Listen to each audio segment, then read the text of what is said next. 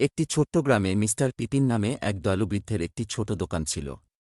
দোকানের ভেতরে একটি রঙিন মুখোশ ছিল, যা নিয়ে সবাই বলত যে এটি জাদুকরি।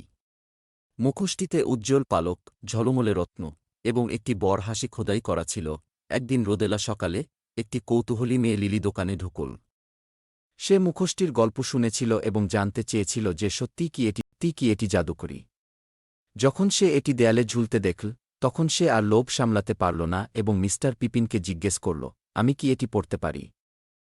মিস্টার পিপিন মুচকি হেসে মাথা নেড়ে সম্মতি দিলেন। অবশ্যই, কিন্তু মনে রাখবে, এই মুখোশটি তোমাকে যা দেখা দরকার সেটাই দেখায়। লিলি সাবধানে মুখোশটি পরল। হঠাৎ সে নিজেকে ফুল আর প্রজাপতিতে ভরা একটি সুন্দর বাগানে দেখতে পেল। বাগানের মাঝখানে সে দেখল একটি দুঃখী কুকুরছানা ঝোপের ভেতরে আটকে আছে। লিলি দৌড়ে গেল এবং ধীরে ধীরে কুকুরছানাটিকে মুক্ত করল। কুকুরছানাটি আনন্দে তার লেজ নাড়তে লাগল। লিলি যখন মুখোশটি খুলল, তখন সে আবার দোকানে ফিরে এসেছিল। তার হাতে একটি ছোট্ট নরম খেলনা কুকুরছানা ছিল, যা একটি উঁচু তাকের উপর আটকে ছিল। ধন্যবাদ, মিস্টার পিপিন বললেন। মাঝে মাঝে মুখোশের জাদু আমাদের কেবল অন্যদের সাহায্য করার উপায় দেখায়। লিলি হাসল, একটি নতুন বন্ধু খুঁজে পেয়ে খুশি।